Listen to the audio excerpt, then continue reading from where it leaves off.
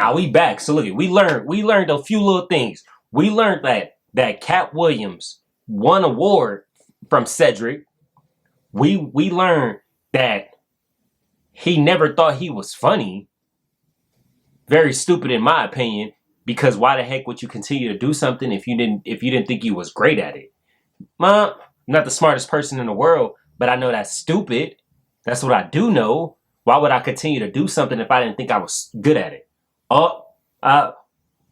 We need to check their mental on that.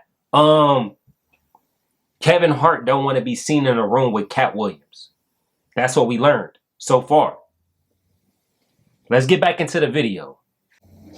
You work out, Cat? I mean, you work out, Cat? Not to the gym. You don't work out at the gym? You do push-ups, sit-ups? My whole life it was just push-ups and sit-ups only. I would do like 100 push-ups a day. Just I thought you were going to say 1,000. No. Because this is literally every day. Right. This is not for the gram. You know what I mean? Yeah. Like literally 100 a day. And I would do push-ups, and then I tore both my rotator cuffs. Ooh. And so it was only thanks to golf that How the fuck you do that? How you tear both of them? Like you was just moving like like it don't make sense. How the fuck? That shit crazy. Even able to get my You a golfer now? back. I've been a golfer for quite some time. My short game is impeccable. I can't get you but 2 and some change off of the tee, but I'm still coming in for par guarantee. Pause. You playing for the tips? Pause. No. I found that you don't get anything for that. It seems very egomaniacal. They go, hey, Cat, for free, you can go further back. What? Wait a minute, does it still count the same? Hey, I'm up at the ladies' tee. Don't tell me my pronouns. On the golf course, I'm she, her, him, them, and they. Whoever at the front tee. I know we're joking. We're having a great conversation. But you did win the award. How did the award help your career? It had to help something, Cat. Nope. No. God, come on, Cat. I didn't remember it happened to you. Just said it. How can Cedric give you an award that was worth something? Hey, facts. Everything Cedric and Rickey Smiley ever been in got canceled for not being funny. Rickey sat here and told you that they cut him out of every movie he did. They always had a reason. Right?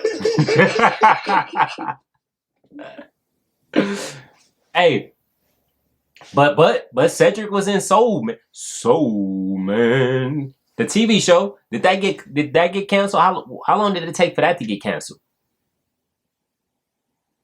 I don't know. For one, I didn't even know Rickey Smiley was in so many movies. Honestly, me personally, I'm learning something new. You learn something new every day. That's why I'm funny, because I'm a happy person. I laugh all day long. I can't even imagine the misery of these bumps. Talk your shit. Just to not be good at what you do, not work hard at what you do, but have to act like you the best at what you do. It is crazy. It's crazy. But they be touring, they be doing like 100 shows a year. That's me. I don't run into none of them. That's what I'm saying. If you a Faison Love fan, you mean you've been a fan of him for 32 years, you still waiting on him to do his first? I didn't know. You mean to tell me if Steve Harvey, your favorite comedian, you mean you've been waiting for him to do stand-up for 15 years now? I didn't know. I mean, Steve got a lot of other... DL's still out there. None of those irons matter to stand-up. Who cares that they wrote a placard for you to do Family Feud on? Like, so you're successful because we're surprised you can talk for a living and it's entertaining that you're going to say some funny country things. But not a writer. Right. Not a writer. He probably onto something. Like, I don't really think Steve funny. He just like, Moment probably funny. You know what I'm saying? Moment probably funny. We probably need to do some Family Feud reactions to find out if this man really funny. That's probably it. That's probably it. Because he probably not really funny. He just probably acting like he funny. But he ain't writing funny. That's what he said. He ain't writing funny. How did you develop Money Mike and get it? Everybody talk Money Mike. How did you come up with that and said, you know what? This is how he should dress. This is how he should talk. This is how he should look. This is the kind of whip he should ride. This is how he should talk. So if you'll remember that was my first movie, just understand that what I did then, I've done with every single role, whether it was an Emmy-winning role or whether it wasn't, whether I was playing somebody homeless, whether I was playing a dirty vagabond on Atlanta, whether it was an eccentric guy in First Sunday, regardless of what the role is, the first thing I do is erase me from it. Okay. So anything that I would naturally do, that's what I'm not going to do because I'm playing a different character. Playing the character. Okay. Right. So I then create this person based upon real life circumstances. So I don't have to wonder what a pimp thinks because I've been in that position for a little while. I also worked manual labor for some time in my life, so I don't have a problem paying somebody that works, and I don't have a problem being a go-getter because I'm a go-getter. So I bring whatever I can to these characters. I was able to, the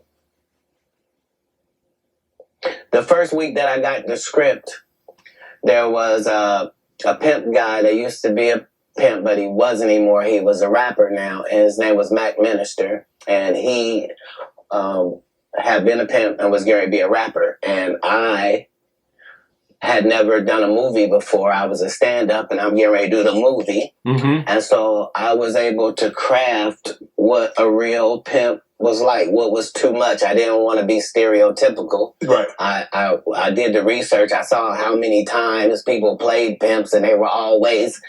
It was always something weird about them, I guess, because it's a weird job, you know what I mean? Yeah. And I wanted somebody that didn't seem like none of that. Authentic.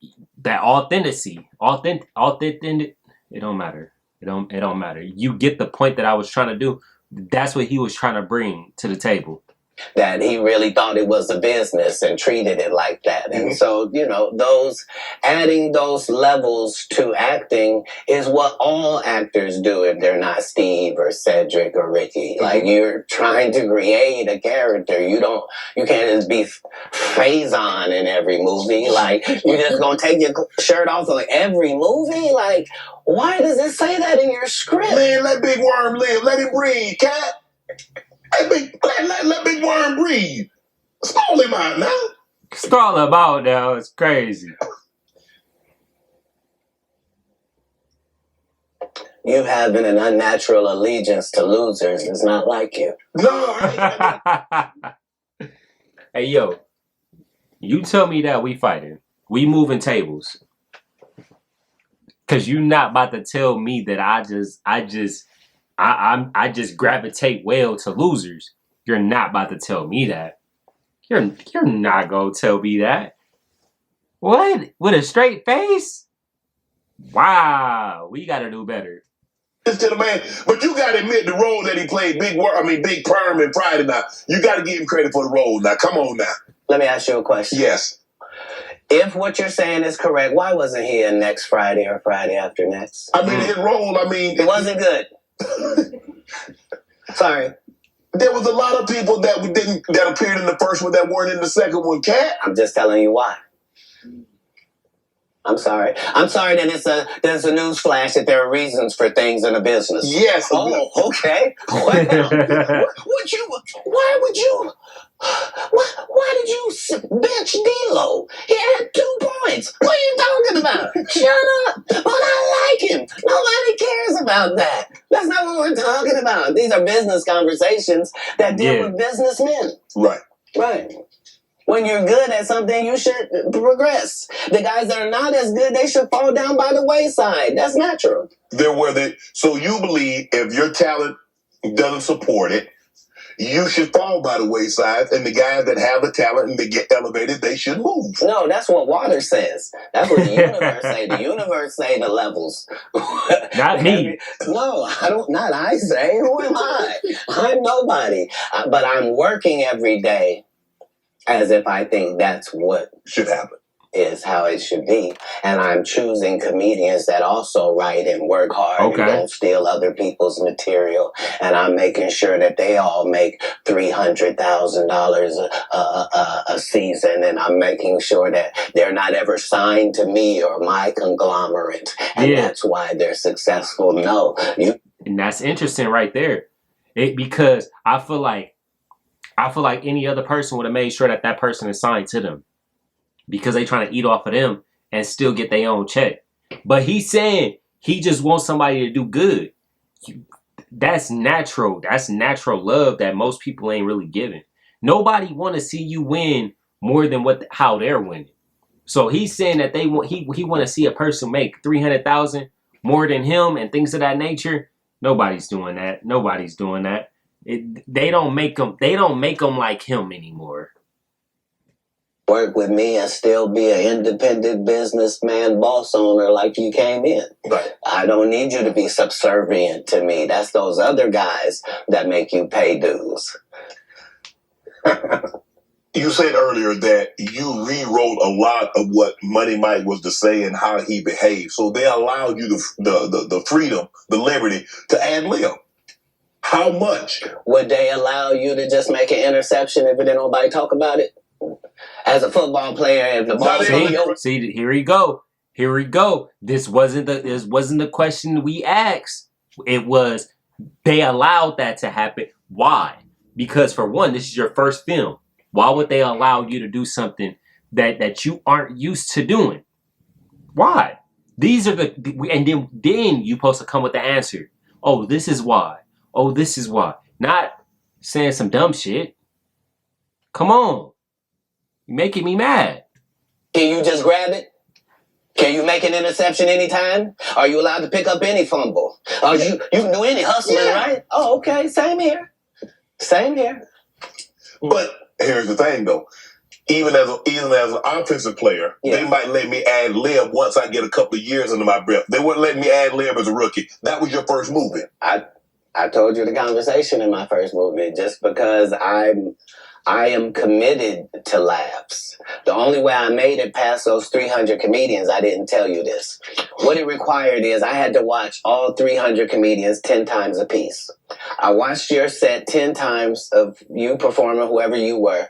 And then I counted how many laughs you got every time you did these amount of minutes. So if you told me this comedian and told me he did 30 minutes, I could tell you that he got 26 laughs in that 30 minutes because I had done the numbers on everybody. So That's almost like a minute and a half of laughs. You know what I'm saying? A minute and a half laughs, 26 minutes. That's still good. 30 minutes, 26 laughs. It's good. You don't think so? Say I was funnier. I knew I was funnier than the comic you liked, and I could tell you how many jokes funnier I was, because that's how we judge stand-up. You do 15 minutes, I do 15 minutes. How do I know I'm funnier than you? Because you got 6 laughs, and I got 16. I'm almost 3 times better than you, low-key boy. But I'm never going to tell you the formula. So you going to keep just going out there telling jokes, not understanding that psychologically, the audience by 10 years is convinced that I'm funnier than you. They just don't know why. Because I'm putting out more content, better. I had Terry Crews on here. He said at the time that you did the movie, you were homeless. Is that true?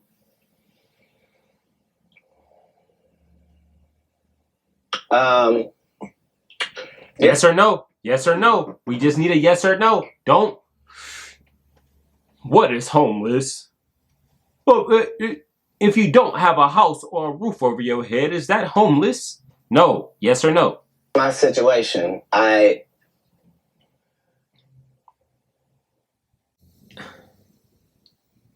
He probably ain't making you mad. He making me mad because he ain't giving us the right answers that I need or that we need as a community, as a whole. You feel me? You feel me? Or you don't. Whatever. Let's get back to it. About 5 months prior to me getting this first audition for Friday After Next, I got this baby son. I'm holding him up above me. He grabs my little chain. He's playing with it, and he accidentally drops it. It breaks out my front 2 teeth. I'm in a situation now where when I go to the dentist, they telling me this going to cost thousands and thousands of dollars to fix this right. They not telling me what it's going to look like. I go get an estimate with no money involved, find out what I need to do. They find out you got a tumor in your upper jaw, so we're going to have to do a whole surgery for you. It's going to be 100 bands. I don't have it. And I'm only going to have this check from this movie. So while I'm doing this movie, we live in this trailer. That's where we live. So when they come to work at 5 a.m, we already there. When they leave at night, we still there. We just double back because we understood that this is our one opportunity. And we have this opportunity to change our lives. It's like a young man going for the draft. Right. We can actually get in the league with this. There are 30 comedians on this cast. They're all magnificent. This is the holy grail of the situation. So yeah, I was able to make sure that, because it wasn't just my first movie, it was KD Albert's first movie, it was Terry Crew's first movie. Absolutely. I was the leader of this group, which meant that we didn't do their rehearsals, they did rehearsal, we did our own rehearsals daily to make sure that we were at the level of professional actors, which is what made it so egregious. That guy. Say, you were supposed to what? Katt did have a good part in the movie, man. The Santa Claus was funny, man. The dude said the entire time we were filming, I can't play this role. They got a bandana over my nose and my mouth. My family not even gonna know who this is. So yeah, tell your story. It's factual information because I didn't even know that was Rickey Smiley, and probably until like the end, the little director's cut probably didn't even know after that. Probably had to look at the little names that's dripping down at the end of the movie to find out who was Santa Claus. But that's my story. I'ma stick to it. Terry Crews also said that you guys had a lot of conversation, that this was your opportunity and you needed to seize this moment. Terry had the benefit of having been in some very high profile situations already and took L's. Like, he had been in the league, you know what I mean? He had done pro wrestling. He had done a lot of things. He had been telling. I ain't know he did pro wrestling. This is something new. He telling somebody else's story because I ain't know he was a pro wrestler. This is something new. And some things that hadn't worked. Right. And this was just fortuitous for him. And now you know what nobody has ever said in the whole industry in 20 years about, the whole Money Mike not getting raped in the bathroom. Right. So I understood going in that there's no reason. I lost for a 5-year period, every single movie that Kevin Hart did was a movie that had been on my desk, that all I had said was, just, can we take some of this step and fetch it shit out? And then I can do it. Like, it don't need to be overtly homosexual, because I'm not homosexual, right? It doesn't need that to be funny, right? Yeah. And me saying that and them going, oh yeah, no problem. And then going to give it to this other guy and having him do it just like it was. And acting like I'm a bad person because I keep standing on my standard. But, yeah, it's interesting. But hey, the only thing that he can do to make us believe it, if he dropped the little shit. What is it called? The little thing that they read it. The script. If he dropped the script to show that, oh yeah, Soul Plane, he was in it. He had got offered it first. And it's like, ooh, what do you got to say now, Kevin? What do you have to say now? Because that's how I'm going to look at it. Like, you can't come back from this. You just got to answer it. You got to answer the questions how we're giving it to you. Change it for the world. Like, again, I'm on the winning side of these decisions. You know, look, I've had Cube, I've talked to Cube, and a lot of people say Cube doesn't pay. What's your relationship with Cube, and what did that opportunity mean for you? Well, the ungrateful bastards that would say anything about Cube's payment, you shouldn't even talk to them anymore. Like, you don't go to Goodwill. You don't go to a Goodwill thrift store and go, look at all this cheap ass shit. Why don't you shut up? Why don't you shut up? You could have went to Hermes. Why you didn't go to Balenciaga? Why you didn't get a bowl of Balmain? You want to have that conversation. Yeah. What you mean, the independent black dude who's filming it partly out of his fucking pocket? What you mean he didn't pay you enough? Hey, weirdos. That felt like they... Ooh. He called him a weirdo. He basically called him a bitch made nigga. Don't call me no weirdo, because a weirdo means like so many different things. Don't call me no weirdo. He called them I feel like they need to say something after this. Grown man call you a weirdo, you need to come back for this. You need to stand on business after this. Don't call me no weirdo. We're not living in the 1900s no more. We're not in Kansas anymore. Earned the opportunity because they were big. No, yeah. I understood. That ain't no $200 million movie. Well, I mean, how much did you expect you was gonna make? Well, I made enough to get them teeth fixed just like you did. Yeah. So it was no harm, no foul. I knew that I was going to go from there, and there was no turning back for Katt Williams. Well, here's the thing. He should have said how much he made. He said it was 100 bands to get the teeth fixed. So did he make the 100 bands? Did he get close to the 100 bands? Like, what happened? What happened to the place he was living with? Did he sell it? Did he just say, oh, I can't live here no more because I'm gonna invest into my acting career? Like, what happened? There's so many holes. Come on, Shannon. You need to start asking questions. I wrote it. What I'm saying if I did it and I did a good job at it, you can thank me. I was involved. Right. I'm not gonna come later on and tell you I never even read the whole script. So how you know what roles? What? What do you mean you never read the like these guys' whole job is to present something, unfortunately. And I'm just not a presenter. If you ask me a question, I'm just going to tell you the truth for how it went. Would you be willing to do another Friday?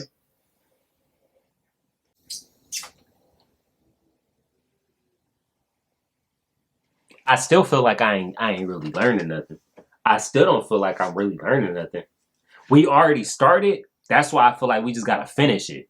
Well, I already started. That's why I feel like I already got to finish it, because it's just like, I ain't really learned nothing, but I ain't trying to be a Debbie Downer because I already made it this far. But I feel like, Shannon, next time, contact me, hit me up so we could get the questions that the people want to know. That's just me. Hey, if you messing with the video, like, share, comment, subscribe, do all that. Until next time. Ayoo!